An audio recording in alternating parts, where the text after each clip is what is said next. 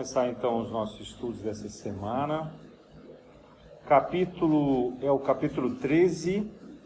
Não saiba a sua mão esquerda o que dá a sua mão direita. E o tópico é o tópico 11, a beneficência. Bom, esse capítulo é totalmente devotado à caridade. Falamos a semana passada sobre fé e caridade. Aqui Kardec nos traz a mensagem da caridade na prática, né? Como deve ser essa caridade, o que é fazer o bem, que a gente deve evitar a ostentação, a gente deve seguir o exemplo, então, da esmola da viúva. Por que Jesus fala de convidar os pobres e os expropriados, e quando a gente já entendeu as bem-aventuranças, a gente começa a associar, então, que aqueles que hoje passam pelas provações de pobreza e exclusão da sociedade, são os que acabam ficando com o coração mais aberto a compreender o Evangelho, né? Porque a dor abre de fato. Às vezes, quando a gente está numa condição de bem-estar, de conforto, a gente começa a se esquecer, a se distanciar de Deus. Então, a dor e o sofrimento facilitam esse contato nosso, né, com a espiritualidade. E aí, depois, então, pela instrução dos Espíritos, ele vai falar da caridade material, a caridade moral, e entra justamente na beneficência, depois na piedade, fala ainda dos órfãos, e a respeito dos benefícios pagos com a ingratidão e a beneficência exclusiva. Mas o que nós vamos nos concentrar é a respeito da beneficência. E esse tópico ele é muito importante para nós no Espiritismo, para que a gente também possa compreender, por exemplo, a diferença que há entre a caridade, o assistencialismo e a filantropia. São três características bastante frequentes na nossa época, mas que muitas vezes se entrelaçam, se misturam, se disfarçam, né? Modificam e precisam de uma clareza do nosso comportamento. Eu vou tentar fazer com vocês hoje justamente essa distinção. Eu vou falar no início sobre a caridade geral, depois eu volto para ela, passando pelos outros tópicos, tá? Então, a caridade, na essência, é aquela atitude que a gente toma de um modo desinteressado em favor de um outro ser. Veja, estou falando em ser, não em pessoa. Porque a caridade, ela não se restringe aos cuidados que a gente faz com pessoas humanas. Quando a gente cuida da natureza, dos animais, dos vegetais, a gente também pratica a caridade, desde que isso seja de modo desinteressado, ou seja, a gente não está buscando nenhum reconhecimento, nenhuma recompensa e nem a publicidade por detrás dessas ações que a gente pratica. Isso é fundamental e é isso que define a caridade, né?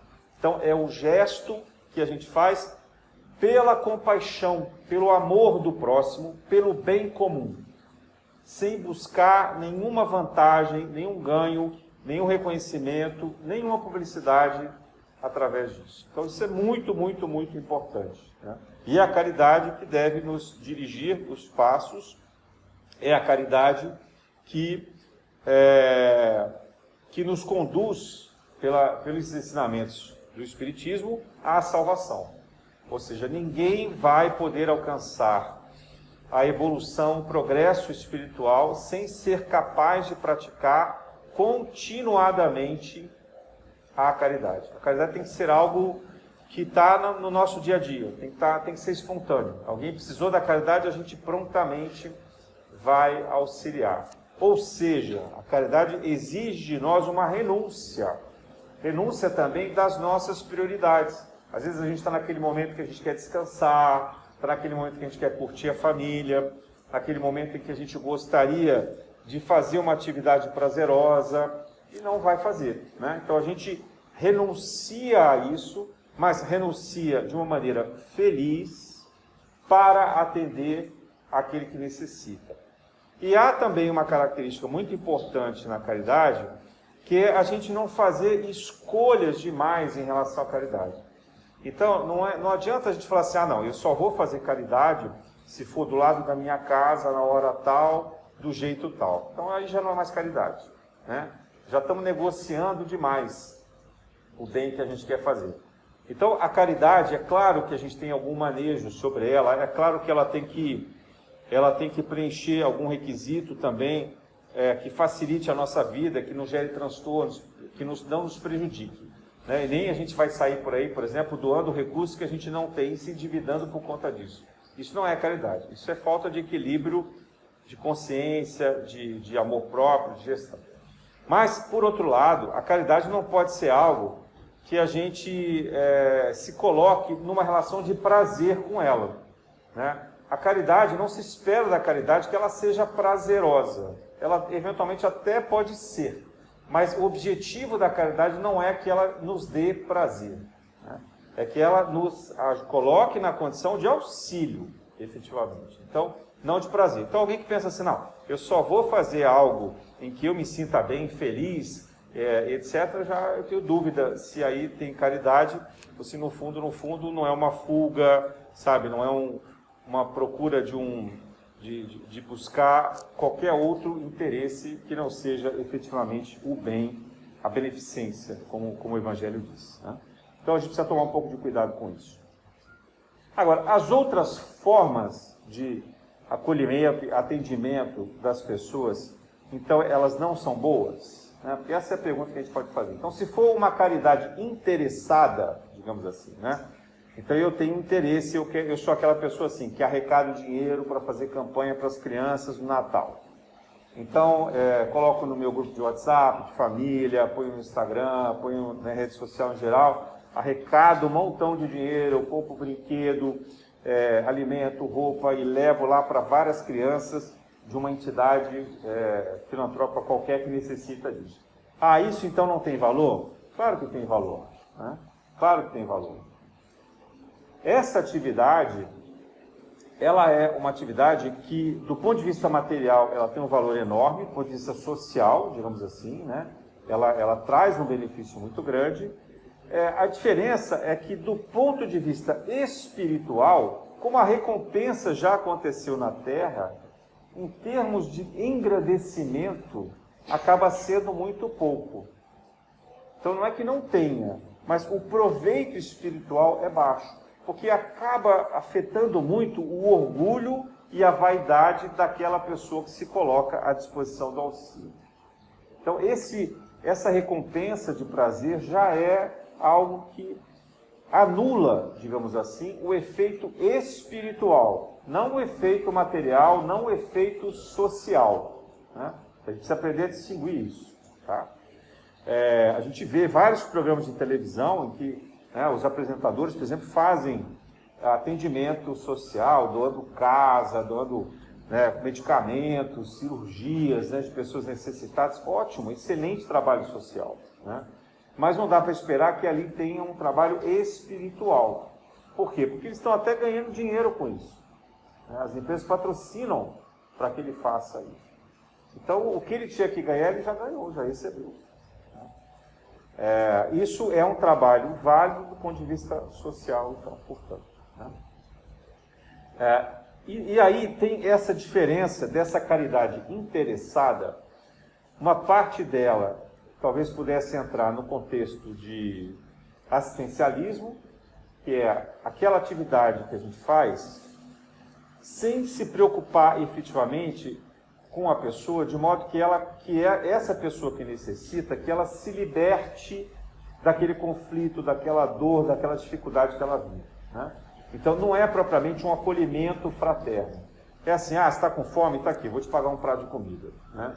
E aí, às vezes, até combina de dar sempre. Né? Mas é uma coisa tão combinada, tão assistencial mesmo, que também, às vezes, deixa de ser caridade. Porque muitas vezes isso preenche uma expectativa de culpa que a pessoa que faz o assistencialismo carrega. Ela se sente tão culpada pelo dinheiro que ela tem, pela condição financeira, em que ela quer fazer alguma coisa, né?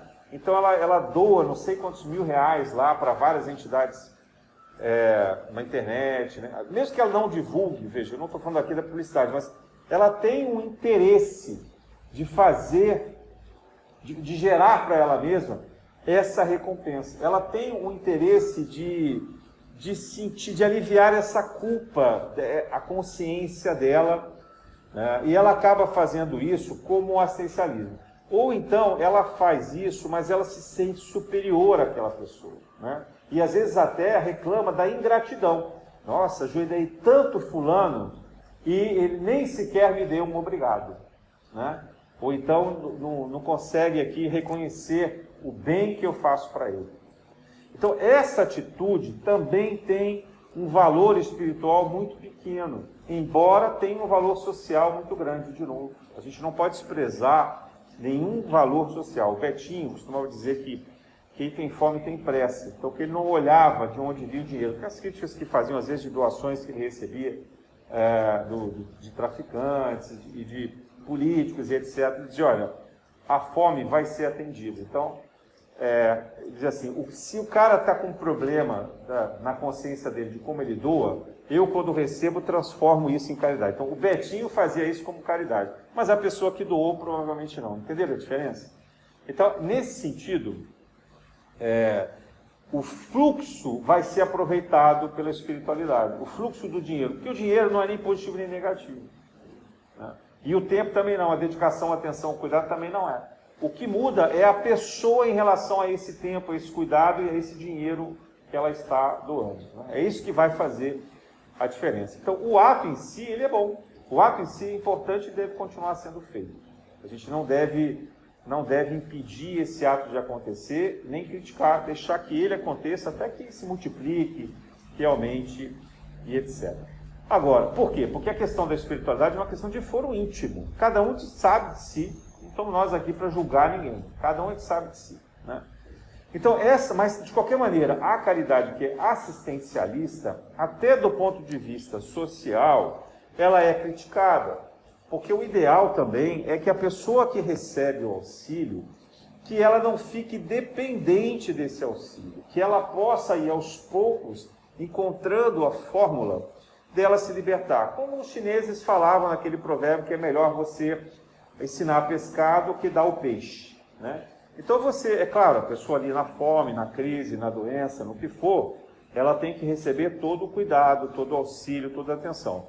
E aos poucos que ela vá, ela própria, né, buscando o seu caminho de bem-estar, de autoestima, de saúde, do que for a sua trajetória. Cada um sabe também de si, das suas dificuldades. Mas eu estou falando aqui daquelas condições de assistencialismo em que a gente sabe que não estão nem um pouco preocupadas com a pessoa e estão mais preocupados com a obra, né? Então, faça uma obra de caridade. Infelizmente, isso acontece em muitos tempos religiosos. Às vezes as pessoas valorizam mais essa atividade assistencial, sopão, por exemplo, né, do que o que aquele sopão representa para quem toma a sopa, né? E também, ao invés de aproveitar aquele momento da sopa para interagir com a pessoa que está ali, para criar uma ambientação de prece, de cuidado, sabe, de afeto, de acolhimento, né? Porque no fundo a sopa é um pretexto para a verdadeira caridade espiritual. Então tudo isso tem que ser pensado na hora da caridade. E tem uma outra forma que é a filantropia. A filantropia, ela é muito utilizada pelos países mais desenvolvidos como um viés educativo social. E que nós, brasileiros, temos muito o que aprender com esses países, porque eles fazem isso de uma maneira maravilhosamente boa, né? A filantropia normalmente vem de pessoas que têm recursos materiais e que se organizam de uma forma muito estruturada para fazer o bem, né? Então ela pode ser um trabalho voluntário, associado a uma empresa, a uma fundação, a uma religião, né? Como a gente vê de uma maneira muito frequente nos Estados Unidos, em algumas religiões, as pessoas saem como missionários, né? De lá e vão trabalhar aqui no Rio de Janeiro em comunidades, às vezes vão para grupos da África, assim por diante. No Brasil há uma organização filantrópica muito boa, chamada Fraternidade Sem Fronteiras, né?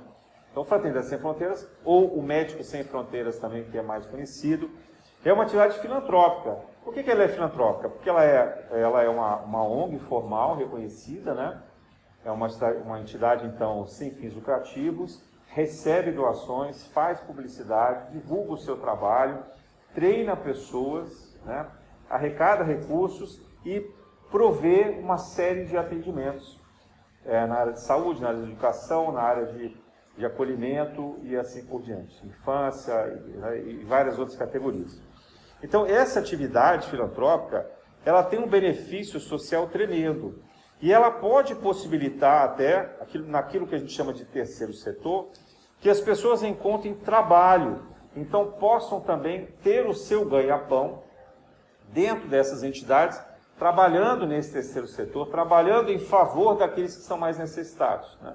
Então, aí seria assim, somar o interesse material a um interesse de caridade espiritual, porque o que vai fazer a diferença é, mesmo você recebendo o seu dinheiro, o seu salário para estar ali, você colocar um pouco mais, né, da sua atenção, do seu cuidado, do seu tempo, né?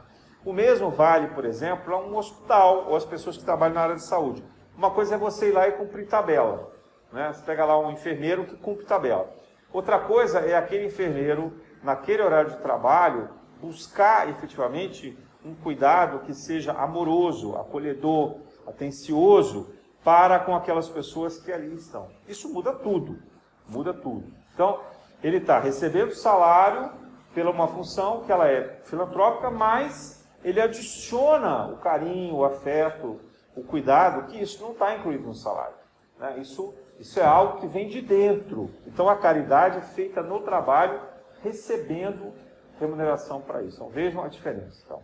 Então a filantropia, ela tem uma associação muito grande com a beneficência. E a gente vê ao longo da história, inclusive nessa narrativa que está aqui no Evangelho, de pessoas que vieram, por exemplo, exercer papéis na nobreza, como rainhas, como reis, etc., né?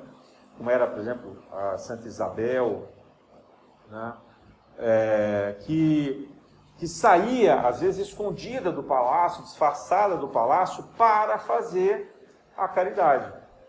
Então ela tirava um dinheiro, tá bom, estava sobrando, porque é rainha, ok, estava sobrando, mas ela não precisava fazer isso. Como a gente vê, vários nobres, várias pessoas muito ricas, que não precisam fazer isso, mas fazem, né?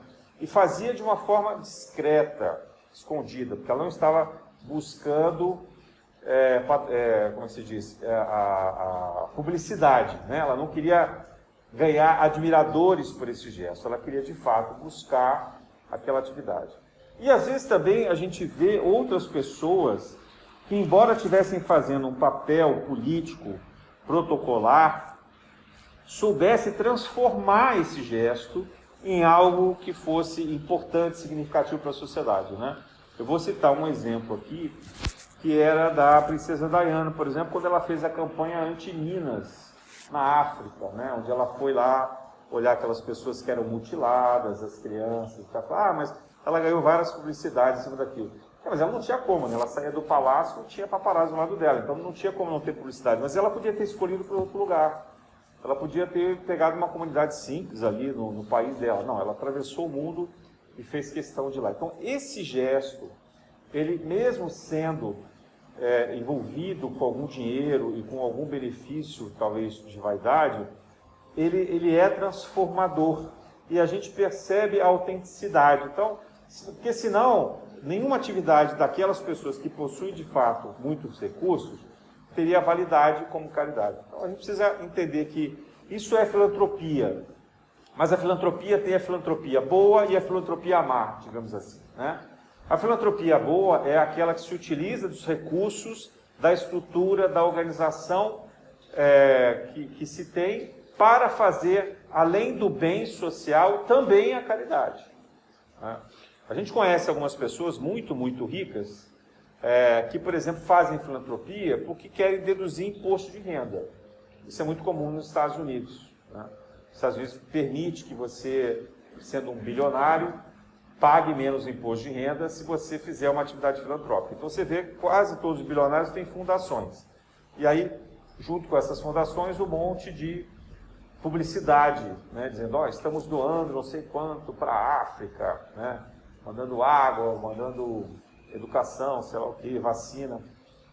Mas é uma atividade que a gente até questiona, será que isso que eles estão fazendo é o que aquele país, aquela comunidade precisaria, né? Ou será que esse é o caminho mais fácil deles fazerem, né? Será que tem alguém ainda ganhando dinheiro com essas vacinas que eles compram para mandar para lá? Né? Será que tem alguma outra? Então, é muito complexo. Essa é uma filantropia, vamos dizer de uma forma muito simplificada, uma filantropia má, porque ela talvez não gere nem o benefício social que ela poderia gerar, embora seja expendido aí muito recurso, muito dinheiro, muito tempo, muitas pessoas, né? É quase como uma empresa de marketing. A gente também vê isso em grandes organizações, às vezes organizações também multinacionais, que fazem o que eles chamam de responsabilidade social, mas que no fundo, nada mais é do que uma atividade de marketing, né? de receber admiração do seu público, dos seus consumidores, dos seus clientes, e que traz muito pouco, efetivamente, de ganho social. Né? Então, quando a gente vê esses patrocínios culturais, quando a gente vê esses patrocínios, às vezes, filantrópicos mesmo, você vê que tem muito pouco de benefício social. Tanto que a maioria das grandes empresas, aqui no Brasil pelo menos, estão muito ligadas a patrocínios culturais, porque é mais fácil, né? Você vai lá, seleciona um filme, patrocina um show, né?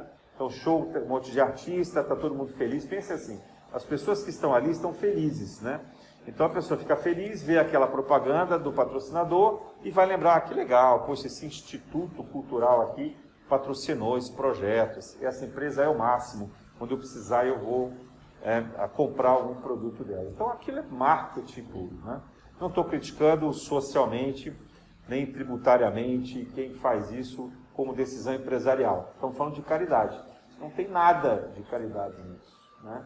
Zero de benefício, né? Caridade espiritual. Mas aí você tem uma outra empresa que talvez ela escolha fazer uma atividade completamente diferente. Ela resolve distribuir, por exemplo, cestas básicas no Vale do Jequitinhonha. Nenhum de nós fica sabendo que o Vale do Jequitinhonha é lá, né, no norte de Minas, divisa com a Bahia, é uma região de secura que a televisão nem vai divulgar. Então ela faz isso e nem vai ter dedução do imposto de renda. Então esse gesto, embora seja também uma ação empresarial, ela tem um valor para quem tomou essa decisão, para quem aplicou esses recursos, né, um valor imenso espiritual.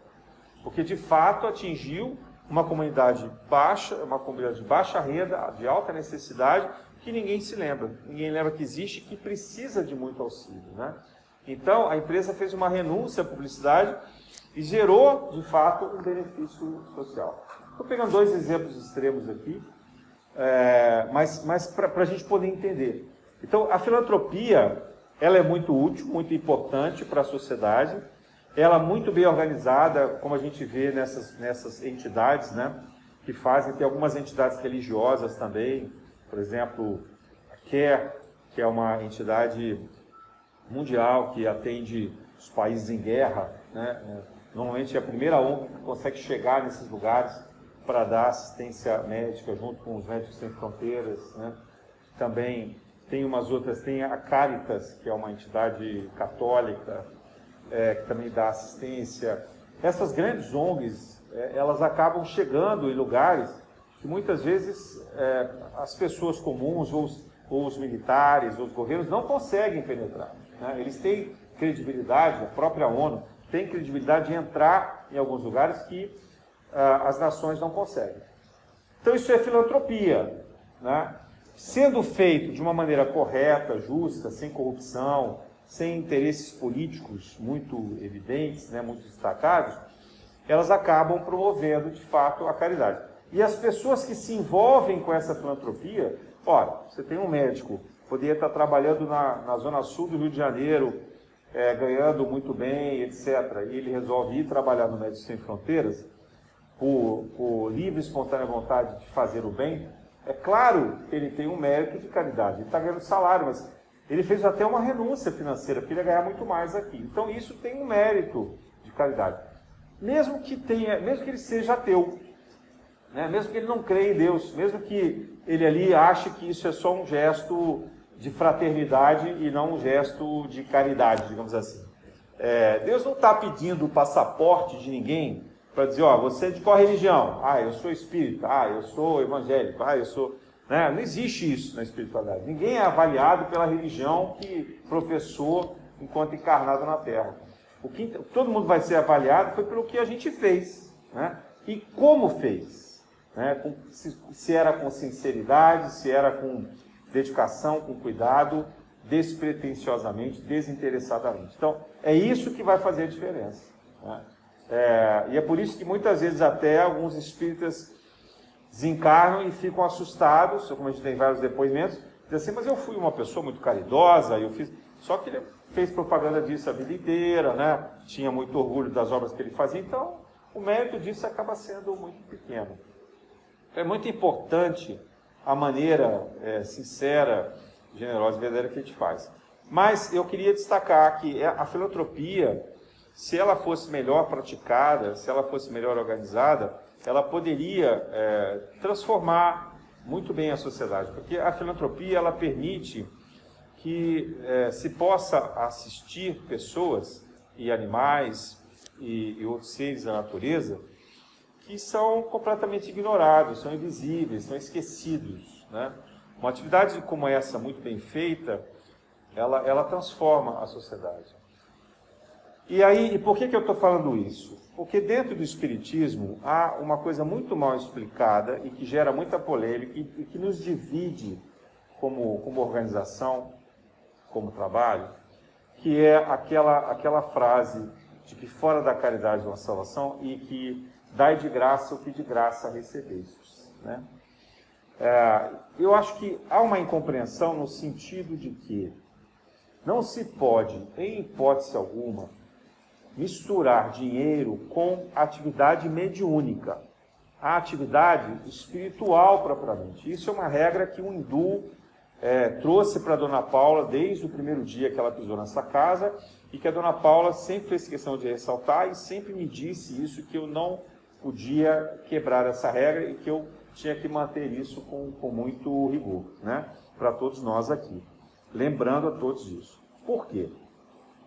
Porque a mediunidade, ela permite que a gente entre em contato com o mundo espiritual e que a gente canalize a energia do mundo espiritual em favor de alguém que necessita. Veja que eu estou falando aqui da mediunidade de um modo bem aberto, né? Porque pode ser por intermédio do passe, da psicofonia, da psicografia, né? Da psicopictografia, que é o desenho, pode ser por intermédio de uma oração, pode ser por intermédio de um reiki espiritual e assim por diante, né? Então, essa atividade, ela jamais pode ser cobrada. Porque, na medida em que é colocado o dinheiro no meio dessa atividade, cria-se uma barreira. Ou por aquele que não pode pagar, porque ele não tem recursos, ou por aquele que recebe, que começa a ver um interesse, começa a ter um benefício por detrás disso, né? Aí, o argumento de muitas casas, né, muitos templos religiosos é assim, mas como que a gente faz para sustentar a casa espírita, o templo religioso? Claro, com outra caridade, né? A maneira de se sustentar isso não precisa ser com dinheiro. Cada um pode doar quando puder, como quiser, da forma que estiver disponível, o seu auxílio. Tem pessoas que vão doar com tempo, então vão limpar a casa, vão organizar a casa, vão arrumar, manter tudo em ordem para que as reuniões aconteçam. Outros não têm tempo, mas falam assim, não, mas eu vou organizar o seguinte, eu posso fornecer o material de limpeza. O outro vai dizer, não, eu quero doar cadeiras, eu vou doar o ventilador. O outro vai dizer assim, não, eu assumo a conta de luz. E veja, não tem transação de dinheiro e não tem publicidade. Ninguém fica sabendo o que está acontecendo por trás, porque o objetivo não é esse. Mas, em compensação, não há pagamento por nada daquilo que é mediúnico. Vocês entendem a diferença? Quer dizer, a atividade de funcionamento da casa continua sendo gratuita. Não há arrecadação.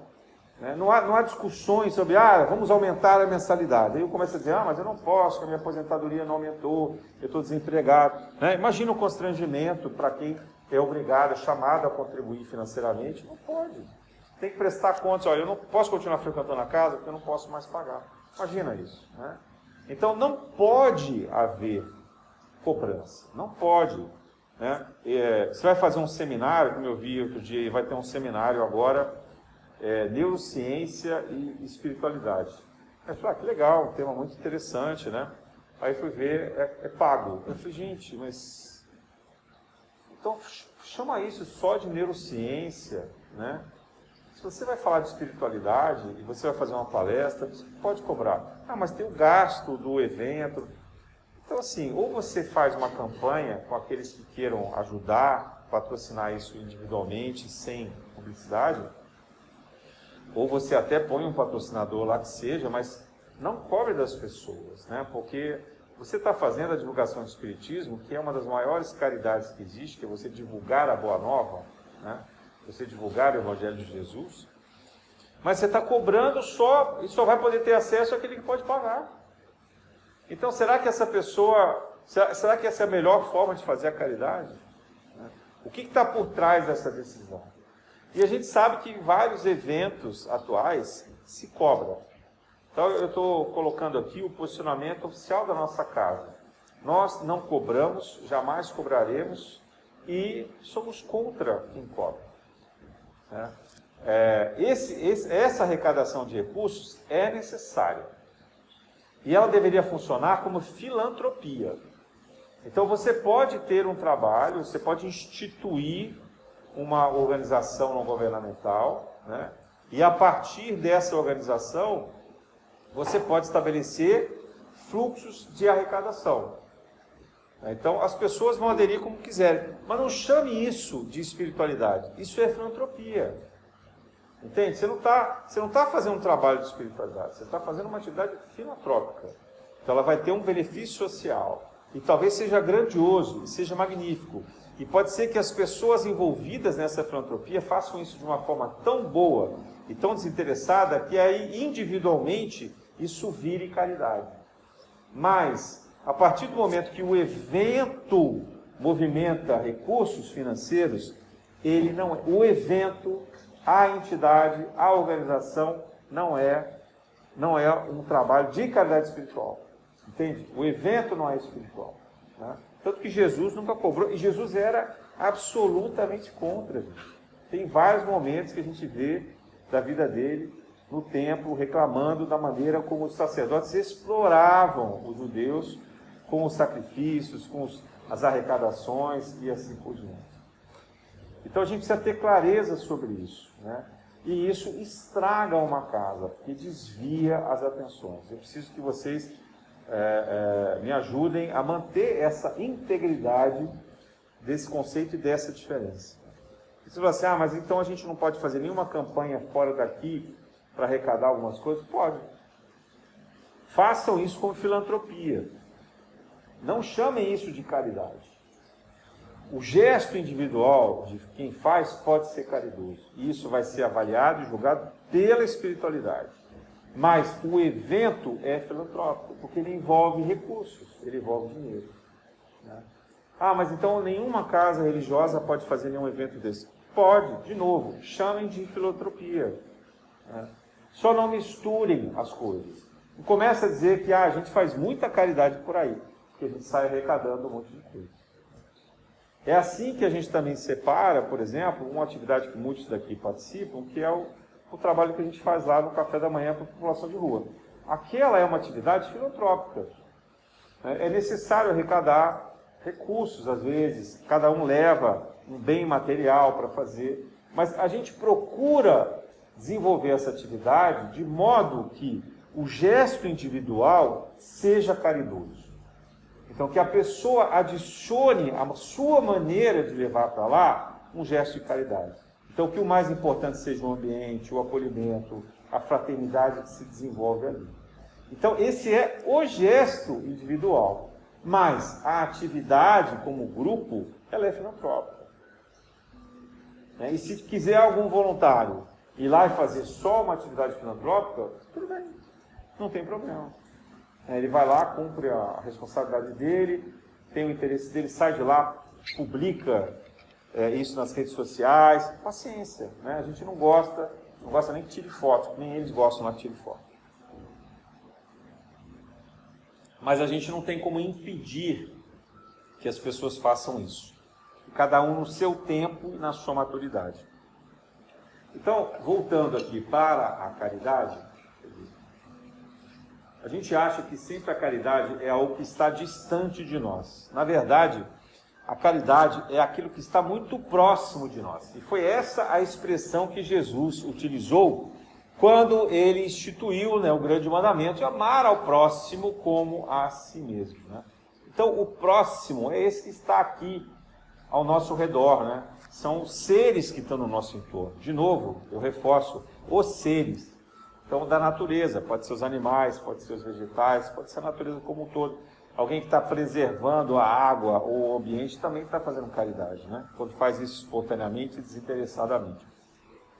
Mas também está naquele nosso parente, aquele parente problemático, que ninguém tem paciência com ele. Aquele parente que está doente, que precisa de cuidados especiais, embora talvez não merecesse pela visão de ninguém da família.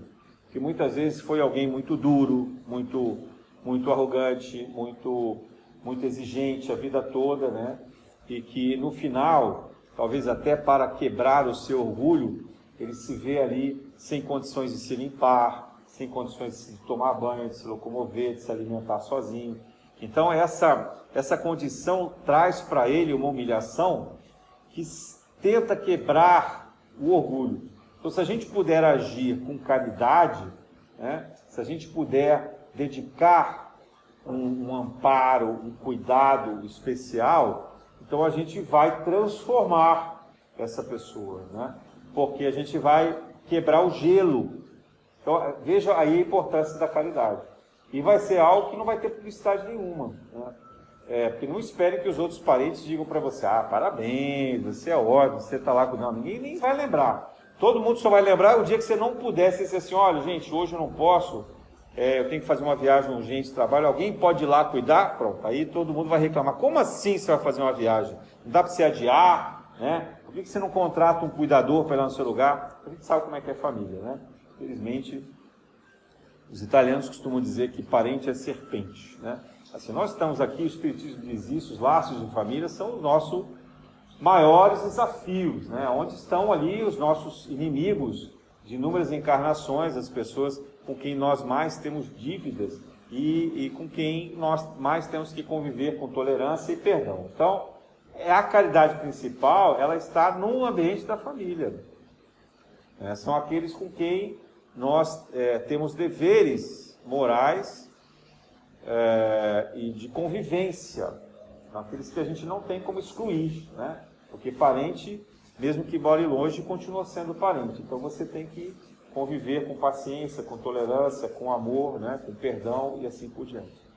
E além dos parentes também, a gente se lembrar daqueles que continuam no nosso entorno, principalmente no ambiente de trabalho, aqueles com quem a gente mantém relações de chefia ou subordinação, aqueles que convivem do nosso lado, às vezes de uma forma também muito irritante, porque nós estamos lá trabalhando e a pessoa fica fazendo corpo mole, ou fazendo fofoca, intriga. Então, o ambiente de trabalho é também onde nós somos convocados constantemente para o exercício pleno da caridade. Aqui não tem filantropia, aqui não tem assistencialismo. Aqui é caridade ou é caridade ou não é caridade. Ou a gente de fato está aprendendo a viver com mansidão, ou então a gente está perdendo a encarnação. Não tem jeito. É o exercício prático, é a prova definitiva mesmo do nosso convívio. E ainda vale, por extensão, em relação à vizinhança, né, àqueles com quem a gente compartilha espaços públicos, como o ambiente de trânsito, né, as ruas e assim por diante. Então, a caridade que nos é solicitada é principalmente nos nossos gestos cotidianos, perante as pessoas que estão na nossa atenção imediata, no nosso cuidado imediato. Então, por isso é importante que a gente procure manter um gesto cortês, né? Gentileza gera gentileza, não é isso que dizia o profeta aqui, o chamado profeta gentileza, né? Então, que a gente tenha essa gentileza, que a gente tenha a sabedoria do silêncio, né? Não retrucar, não revidar, palavras de baixo calão, gestos de violência, né? Dá outra face, como dizia Jesus, né? Ter um olhar de compaixão, de atenção, de cuidado, sem arrogância, sem superioridade, né? Procurar compartilhar aquilo que nós temos, que nos é dado, que isso não seja apenas nosso, né? Que a gente saiba ser útil com as possibilidades que nos oferece, né? Seja talvez de um carro, de poder oferecer uma carona, seja de um alimento em casa que possa também ser dividido com aquele que passa fome, né? Seja das roupas, que a gente não vire acumuladores, né? Que a gente não tenha roupas em excesso e que a gente saiba compartilhar também esses bens em bom estado, porque também tem gente que resolve fazer caridade e a roupa está toda rasgada, está toda suja, sapato furado, né? Assim, isso não é caridade, né? Você não quis jogar na lata de lixo, aí você achou que alguém era o próprio lixo, então você empurra para ele, né? Então, que a gente tenha esse discernimento, sabe? Que a gente consiga compreender isso, né? Que a gente possa agir com civilidade na nossa casa, né? Sem produzir muito barulho, muita bagunça, muita desorganização, né? Se a gente dirige, que a gente dirija pensando no outro, com atenção, sem provocar acidentes, sem causar riscos, né? Então, que a gente possa... Jesus, quando fala assim, dai a César o que é de César, né? Ele está dizendo, olha, cumpram também as leis romanas, né? Não é só a lei judaica aqui, não é só a lei divina. Quer dizer, se vocês vivem onde há o dever cívico, a gente precisa dar o exemplo dessa civilidade. A não ser que haja por detrás dessa pretensa civilidade, uma tremenda de uma injustiça, né? De uma lei que não é justa, que não é boa, aí há toda uma discussão social que deveria ser modificada. Mas dentro daquilo que é razoável, daquilo que é coerente na civilidade, então a gente deve ser o primeiro a dar o exemplo, né? A gente deve ser o primeiro a seguir essas normas, por mais difíceis que elas sejam. E essa, infelizmente, não é uma característica muito do brasileiro, né? A gente é tido no mundo inteiro como um povo que não gosta muito de seguir as normas, né? Essa ideia que acabou vingando para nós como jeitinho brasileiro é muito ruim e explica muito do nosso gesto de rebeldia. Então nós somos espíritos muito rebeldes, não gostamos de seguir muitas leis, tanto que os brasileiros que podem viajar para o exterior e se deparam com países muito organizados, se surpreendem, ficam assustados e são obrigados a modificar rapidamente seus gestos, porque senão podem ir presos, né? Dizem, não tenho certeza, mas eu ouvi essa história e me chamou muita atenção, por exemplo, que na Finlândia, em espaços públicos, se você estiver, por exemplo, no ônibus, tem uma lei que obriga que você fique em silêncio. Imagina brasileiro, né? Está lá em turismo, começa a falar alto, não só falar, como falar alto. Falar, assim, uma coisa que às vezes me tira do sério, a pessoa está no espaço público e ela resolve ouvir uma mensagem do WhatsApp em viva voz, né? E aí é um vídeo. E não só ela quer compartilhar isso, como ela põe num tom bem alto, né? Que todo o ambiente escuta. E não se sente nem um pouco constrangido de fazer isso. Pode estar num ônibus, pode estar num restaurante, pode estar num corredor de shopping, quer dizer, a pessoa parece que ela é dona do mundo, né? E os outros é que aguentem e tolerem aquilo. E algumas vezes são realmente vídeos muito irritantes, que são barulhentos, né? São às vezes gozações de mau gosto, né? Ou então músicas que são duvidosas, né? Isso já aconteceu comigo diversas vezes, é muito chato quando a gente vê, muito difícil dar a outra face nessas horas, e não ter que ir lá e negociar e pedir para a pessoa desligar e assim por diante, né? Então isso é uma característica muito comum no Brasil, não acho que seja exclusivo do brasileiro, mas infelizmente a gente tem esse costume, né? A ponto de ter que ter uma lei municipal que proíba, por exemplo, as pessoas de ouvirem música alto na praia, né? Então você chega ali na praia, se espera de uma praia, você usufrua daquele ambiente da natureza, então, né? O sol, a tranquilidade, ouvir o barulho do mar, e as pessoas colocam as caixas de som num tom bem alto, normalmente uma música que ela não tem nada de tranquilidade, né? Ninguém vai ali para ouvir uma música de bar, né? De menos, não. Alguém quer ouvir uma música extremamente agitada, violenta, com mensagens muito desequilibradas. E aí, se não bastasse isso, chega um outro vizinho do seu lado, põe também uma caixa de som com uma música completamente diferente.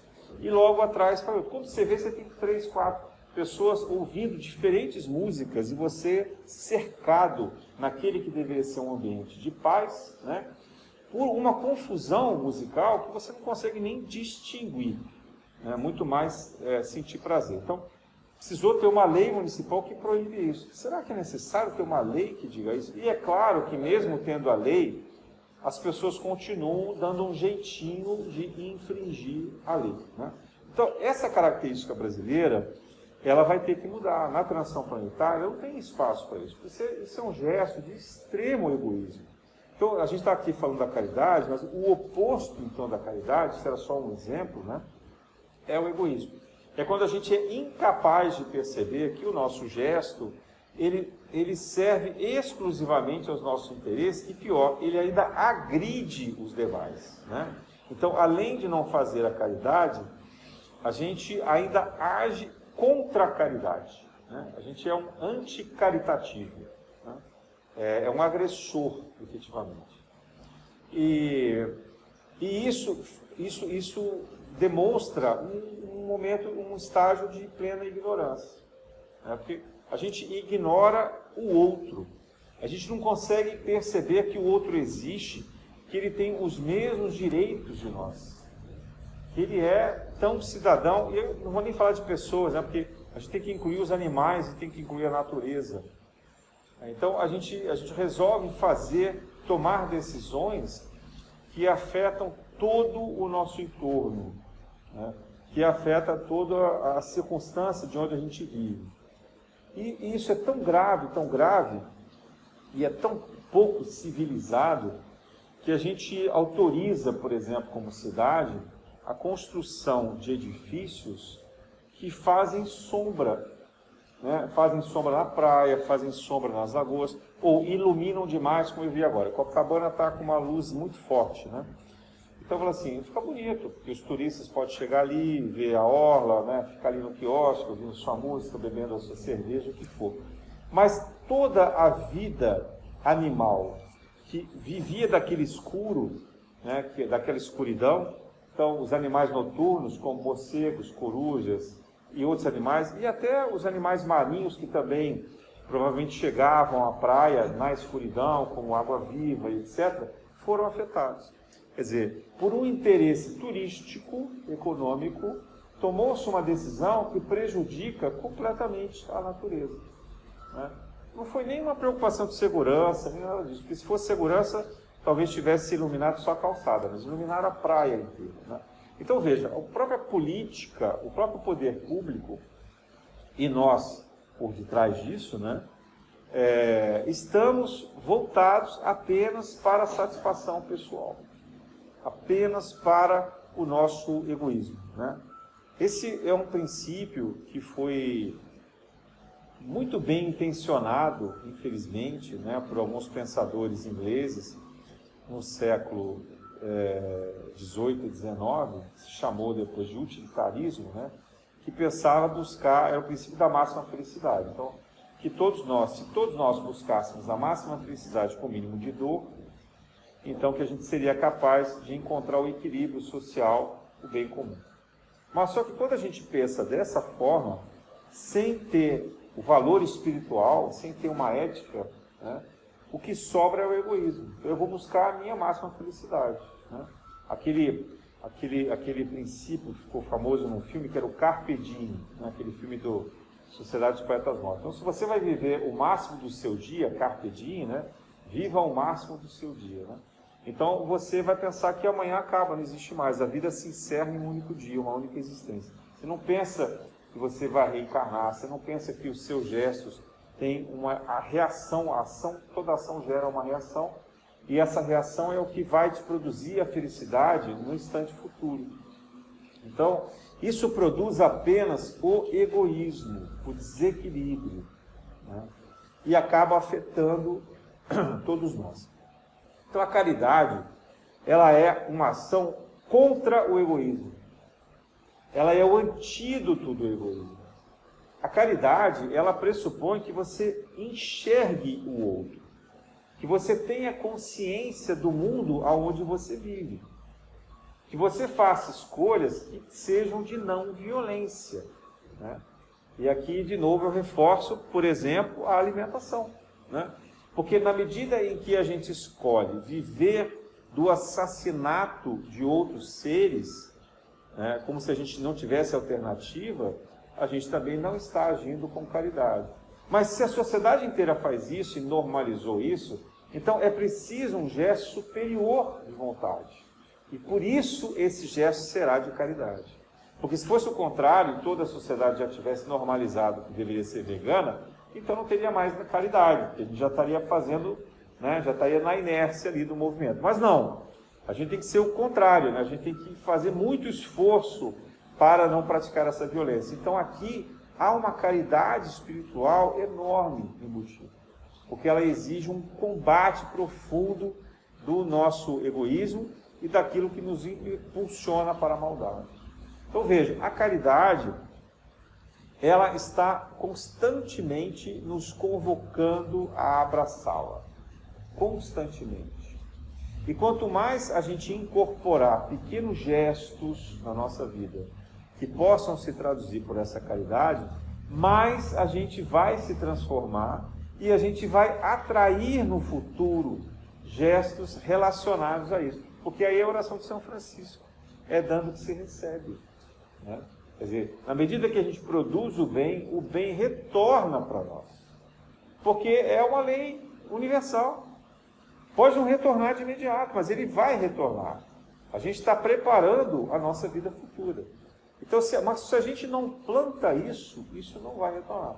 Então, se a gente só planta a violência, o egoísmo, a maldade, o que é que a gente vai colher lá na frente? Violência, egoísmo, maldade. Não tem outra forma. Né? Então, a gente precisa ser capaz desse desprendimento. A gente precisa ser capaz de se abrir para o bem comum, o bem do outro, não o nosso bem. O nosso bem é consequência do bem comum e do bem que a gente oferece ao outro. Aí vocês vão dizer assim, mas isso não é fácil. Bom, se fosse fácil, a gente não precisava estar num planeta de expiações e provas, né? Se a gente foi colocado aqui, é porque a gente já repetiu muitas vezes quando era fácil. Quando a gente convivia em orbes em que isso era normalizado e a gente era rebelde. A gente discordava e queria tirar vantagem. Né? Então a gente era o espertinho da turma. E aí com isso, repetiu de ano e foi trazido para cá. Então, o momento de quando era fácil já foi, já passou. E a gente perdeu. E perdeu por muitas vezes, por muitas chances. Então agora é difícil mesmo. Né? É difícil, mas a gente tem que vencer. Porque se a gente não vence, a gente vai repetir de novo. E aí talvez fique ainda mais difícil. Né? É como educar a criança rebelde. Né? Chega numa hora em que a única coisa que funciona é o castigo. Né? Ninguém vai bater na criança, mas você vai ter que restringir de alguma forma com castigo. Né? Não é isso que a gente faz também, de modo geral, com os animais? Você cria um modelo de recompensa, né, ou punição. Não tem outra forma. Mas isso para aqueles que são muito rebeldes. Então a gente precisa questionar, sabe? Olhar para si mesmo e pensar assim: eu sou um espírito rebelde ou eu sou um espírito que está buscando de fato a reforma íntima? Ninguém está falando de perfeição, ninguém está falando de mudar do dia para a noite, ninguém está falando aqui que a gente quer ser um santo, não é isso. Não é isso. Mas a gente precisa ter a consciência do bem. A gente precisa ter olhos de ver, ouvidos de ouvir, né? E organizar a vida da gente dessa maneira. Tomar decisões que realmente façam diferença.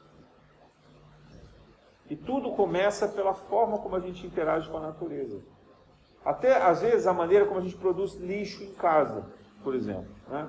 Hoje todo mundo já tem informação sobre os danos que causa o meio ambiente. Quem aqui separa lixo para reciclagem? Né? Isso é um gesto simples. É um gesto fácil de se organizar.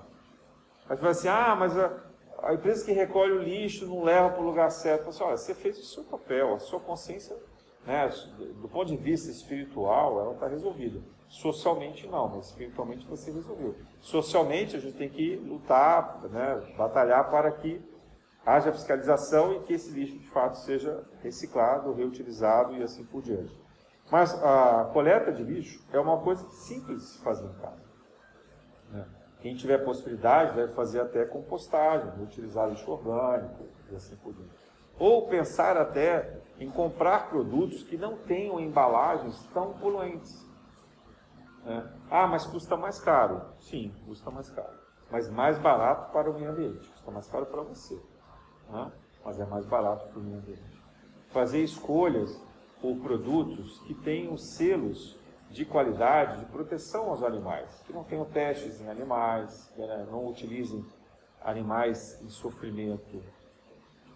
Então, modificar o gosto, o paladar, né, se a única coisa que satisfaz é a carne de animais, tentar buscar alternativas, tentar buscar uma forma de se alimentar até mais saudável, porque está mais do que comprovado que a alimentação de animais ela é extremamente nociva para a saúde humana. Então, se a gente troca essa alimentação por alimentos vivos, alimentos mais crus, mais próximos da natureza, orgânicos, né, eles são muito mais saudáveis. Então, tudo isso é transformador, não apenas do ponto de vista do interesse da saúde.